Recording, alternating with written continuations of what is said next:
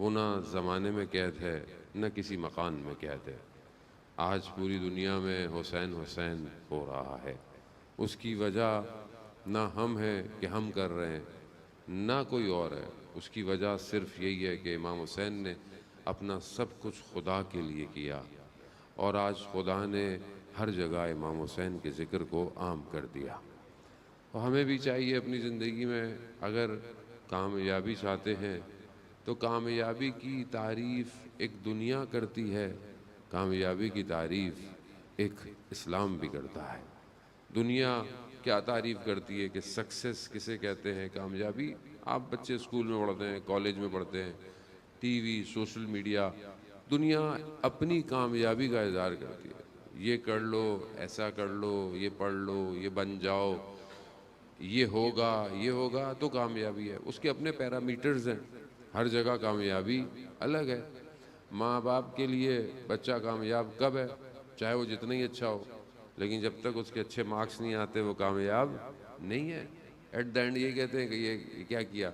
تو ہر شخص کی نگاہ سے کامیابی الگ ہے، مگر پروردگار نے جو انسان کو بنایا ہے اسے بھی بہرحال کامیابی کی طرف گامزن کیا ہے۔ اس کی کامیابی کیا ہے خداوند متعال کی نظر؟ اسی کے لیے اللہ نے 1,24,000 کو بھیجا تاکہ یہ انسان کامیاب ہو سکے، اور اس کی کامیابی کو ظاہری مادے کی ترقی پہ نہیں رکھا، بلکہ اس کی کامیابی کو باطن کی ترقی پہ رکھا ہے۔ ظاہر تو انسان جو ہے وہ دھوکہ بھی دے سکتا ہے، انسان ظاہر میں اچھے کپڑے پہن کر اور اچھی خوشبو لگا کر کچھ بھی بن سکتا ہے، لیکن کیا اس کا باطن بھی خوشبودار ہے یا نہیں ہے؟ کیونکہ جب آپ دنیا سے جاتے ہیں تو یہ جو آپ کا ظاہر ہے یہ تو بہرحال آپ قبر میں ڈال دیں گے، اور یہ قبر میں تو بہت جلدی ختم ہو جاتا ہے، ہڈیاں رہ جاتی ہیں، بدن تو ختم ہو جاتا ہے، مگر ہم کہتے ہیں جی فشار قبر، عالم برزخ، وہ جو سارا کام ہو رہا ہوتا ہے وہ کس پہ ہے؟ بدن پہ تو نہیں ہے، تو وہ انسان کے باطن پر ہے۔ وہ جو سافٹ ویئر اللہ نے انسان کو دیا ہے، وہ جو اس کی روح اس کے ساتھ ہے، یہ سب وہ برداشت کر رہا ہے۔ تو ہم دنیا کی جتنے بھی علوم ہیں یا ظاہری دنیا کی یونیورسٹیز ہیں، وہ انسان کے ظاہر کو اچھا بناتی ہیں۔ بہت ساری جگہوں پہ ضروری بھی ہے علم حاصل کریں، اچھی تعلیم لیں، شعور لیں، ظاہری طور پر آپ اچھے انسان بھی ہوں، ضروری ہے، معاشرہ اچھا ہونا چاہیے، گلیاں اچھی ہونی چاہیے، صفائی ستھرائی ہونی چاہیے، وہ یہ ظاہر اسلام بھی اس کی ترغیب کرتا ہے، لیکن اصل چیز کہ جس کے لیے اسلام دیتا ہے وہ ظاہر اس کو ڈیفائن نہیں کر سکتا۔ آپ ایکس رے میں لیبارٹری میں چلے جائیں، سی ٹی سکین کرا لیں، ایم آر آئی کرا لیں، آپ کی باریک سے باریک رگ میں کوئی فالٹ ہوگا، آپ کے بدن میں کوئی بیکٹیریا ہوگا، کوئی وائرس ہوگا، وہ آپ لیبارٹری سے ایکسٹریکٹ کر لیں گے، نکال لیں گے۔ دنیا کی آزمائش اس بیماری کو نکال لیتی ہے، لیکن باطن کی بیماریوں کو دنیا کی کوئی ایکس رے نہیں نکال سکتی۔ انسان میں بغض کتنا ہے، انسان میں کینہ کتنا ہے، انسان میں منافقت کتنی پائی جاتی ہے، حسد کتنا ہے، کوئی نہیں بتا سکتا سوائے ان اولیاء خدا کے۔ اللہ نے اسی لیے اپنے ہادیوں کو جو بھیجا، ان کا کام کیا تھا کہ ان کو جو ہے وہ کامیابی کی طرف لے کے جائے، اور کیسے؟ ان کا تزکیہ کرے۔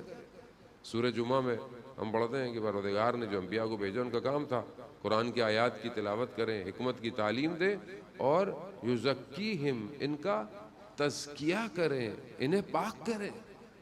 یہ جو پاکیزگی انبیاء کر رہے ہیں یہ ظاہری پاکیزگی نہیں ہے، یہ باطن کی پاکیزگی ہے، اور یہ باطن کی پاکیزگی تبھی ممکن ہے کہ جب انسان آخرت کی طرف متوجہ ہو۔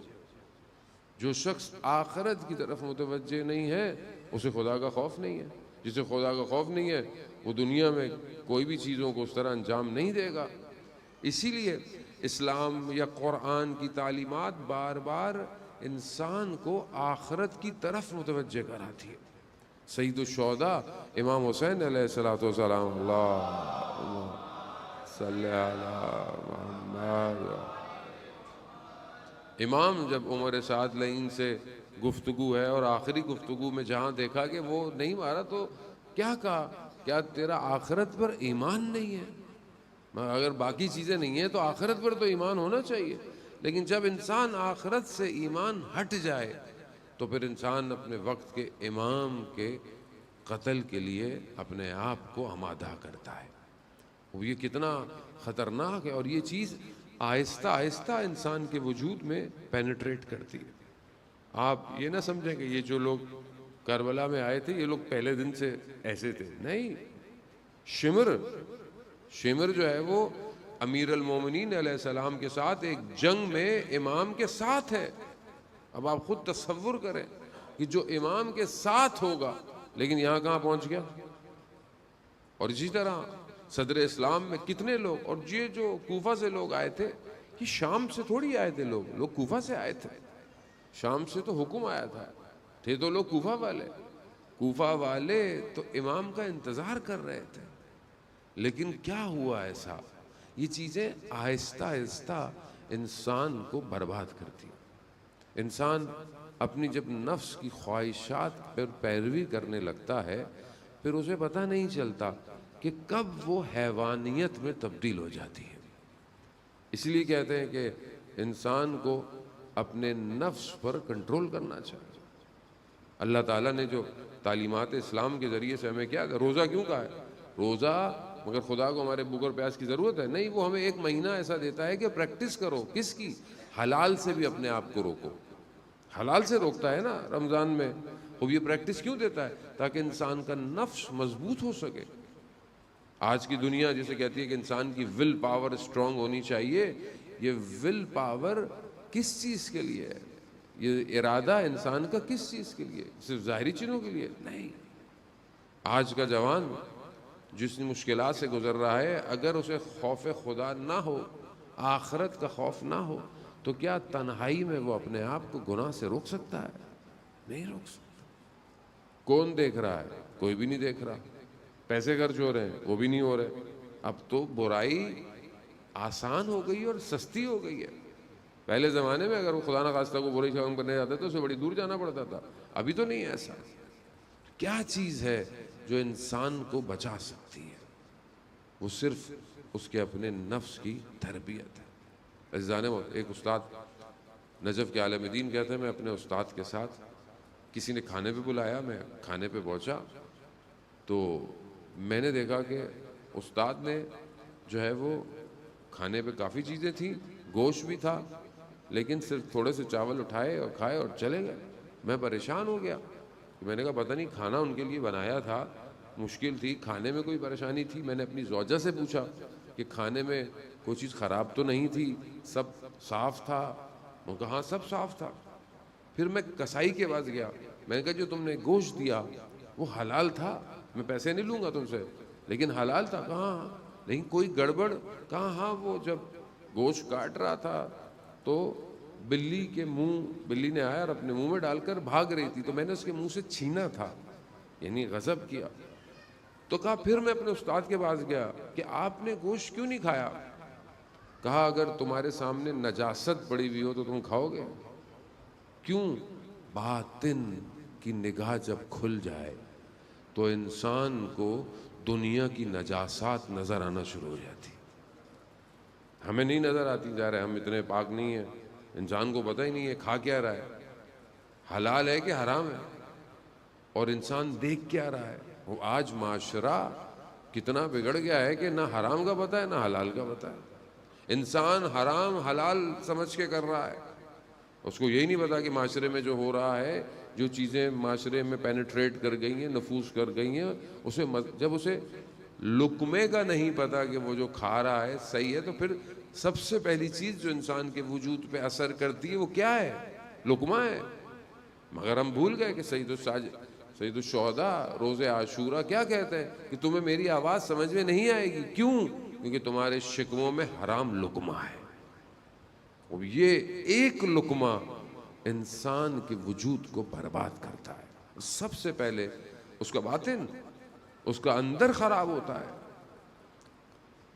کاظم کربلائی کم 9 قبرستان جو بی بی کے حرم کے سامنے ہے, وہاں پر ان کا مرقد ہے.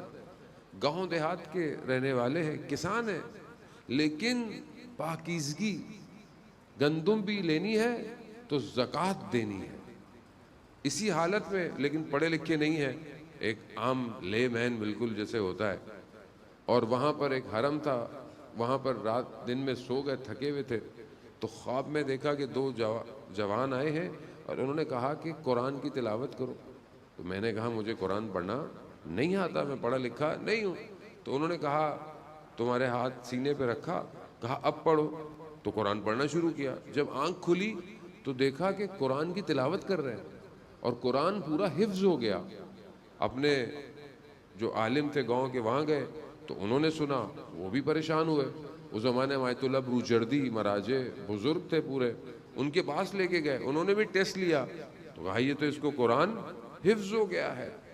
اب جب پڑھے لکھے نہیں تھے، عربی کتابیں دیتے تھے جس پہ عربی لکھی ہوتی تھی، اور جہاں قرآن کی آیت ہوتی تھی وہیں انگلی رکھتے تھے. تو کہا آپ تو پڑھے لکھے نہیں ہیں، آپ کو کیسے پتا کہ یہ قرآن کی آیت ہے؟ کہا جہاں قرآن ہے وہاں سے نور نکلتا ہے، مجھے نظر آتا ہے. ایک دن کہیں کھانے پر گئے، واپس آئے تو دیکھا قرآن بھول رہے ہیں.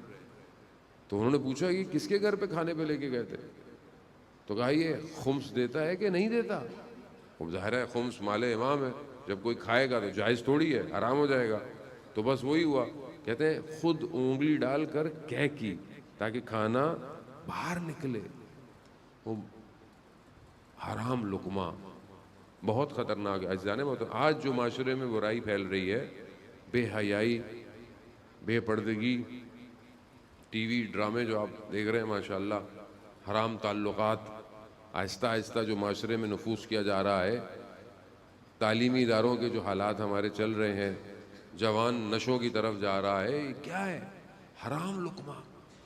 اسی لیے خاص طور پر جوانوں کو اپنے آپ کو بچانے کی بہت زیادہ، بزرگ تو ماشاءاللہ بزرگ ہیں، انہی کی محنت سے آج یہ مجلس و عزاداری قائم اور دائم ہے، لیکن جوان نعمت ہے پروردگار کی.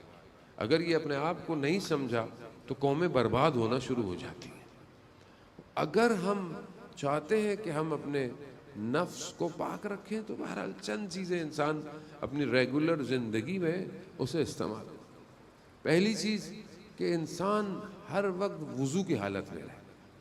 وضو کی حالت میں رہنے میں کوئی پیسے نہیں لگتے، آپ کو خرچہ نہیں ہے، کوئی ایکسٹرا برڈن نہیں ہے. آپ کا وضو جاتے ہیں، آپ واش روم جائیں، وضو کر لیں، تھوڑی سی مشقت ہی ہے نا.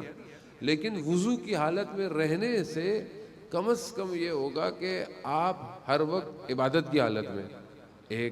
اچھا جب انسان وضو میں ہوتا ہے تو اگر کوئی غلط خیال آ رہا ہو تو آدمی کیا کہتا ہے؟ بھائی میں وضو میں ہوں، ذرا خود اپنے آپ سے کہتا ہے نا میں وضو میں ہوں، میں ذرا نماز پڑھنے جا رہا ہوں، وضو میں ہوں. وہ آٹومیٹک انسان کے اندر ایک پاور جنریٹ ہو جاتی ہے. پھر وضو کی حالت میں رہنے سے انسان کے رزق میں اضافہ ہوتا ہے، انسان کے مانوی رزق میں اضافہ ہوتا ہے. وضو کی حالت میں رات کو سو جائے تو ساری رات اس کا سونا عبادت میں شمار ہوتا ہے. انسان کتنے گھنٹے سوتا ہے؟ 4 گھنٹے 5 گھنٹے، جو بھی بہرحال سوتا تو ہے نا آدمی. اور یہی 4-5 گھنٹے اگر آپ عبادت میں سوئیں، یعنی پبلک تو ہماری یہاں واٹس ایپ دیکھ کے سوتی ہے اور اٹھتی بھی ہے تو واٹس ایپ پہ اٹھتی ہے کیونکہ کہیں کوئی بات رہ نہ جائے. خوب یہ تو انسان ایسی ہے، انسان تو پھنس گیا ہے، آج انسان گرفتار ہو گیا ہے. گناہ اتنا زیادہ ہو گیا ہے کہ انسان کو پتہ نہیں ہے. صبح جوان باز کہتے ہیں اٹھا نہیں جاتا. صبح اٹھا کیوں نہیں جاتا؟ کیونکہ روح کو آپ نے بھاری کر دیا ہے. یہ روح آپ کو اتنی بھاری ہو گئی ہے کہ آپ ہلکے سوئے، استغفار کر کے سوئے. ہم اہل بیت کو تو مانتے ہیں مگر اہل بیت کی نہیں مانتے، سب سے بڑا مسئلہ یہ ہے. ورنہ آپ دیکھیں کہ حضرت فاطمہ زہرا سلام اللہ علیہ، اللہم صلی علی بی بی کے جو فرامین ہیں اس میں سے ہے نا کہ رات کو وضو کر کر 3 دفعہ سورہ توحید پڑھنا، ایک قرآن کو ختم کرنا، تسبیح حضرت زہرا پڑھنا، صلوات پڑھنا. خوب یہ کتنی دیر کا کام ہے انسان کے لیے. مگر اگر انسان کو اپنی قدر ہو تو کرے نا، اور انسان کو یہ پتا ہو کہ اس نے اس دنیا سے جانا ہے. یہ تو پتا ہے جانا ہے لیکن تیار کوئی نہیں ہے. ہم کتنے لوگوں کو دفناتے ہیں لیکن یہ بھول جاتے ہیں کہ ہمیں بھی کوئی ایک دن دفنائے گا اور ہم اس کی تیاری نہیں کر رہے۔ عزیزان محترم، کیونکہ بہرحال زندگی نعمت ہے پروردگار۔ دنیا کی جو امیر المومنین علی ابن ابی طالب علیہ الصلوۃ والسلام، اللہم صلی علی محمد،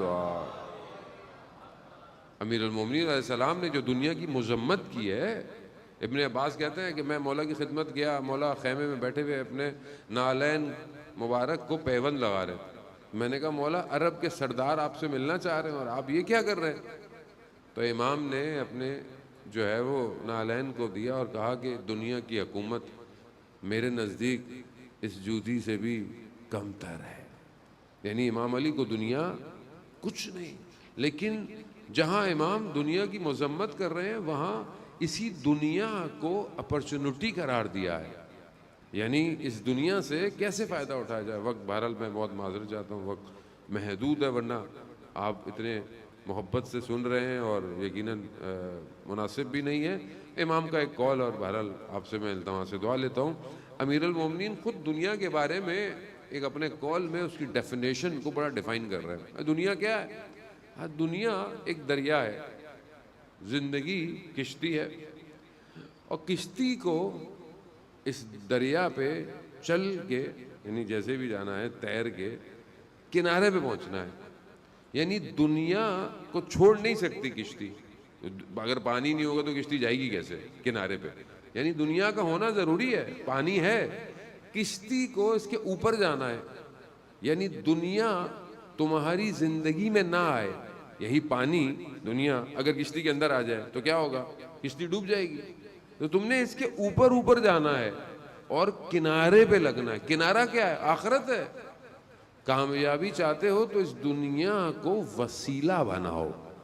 وسیلہ، جیسے اللہ کے اولیاء نے اس دنیا کو وسیلہ قرار دیا۔ یہ جو رشتے ہیں ہمارے آپس کے، یہ رشتے آزمائش ہوتے ہیں۔ یہی رشتے جنت بھی لے کے جائیں گے، یہی رشتے جہنم بھی لے کے جائیں گے، اب آپ کے اپنے اوپر ہے۔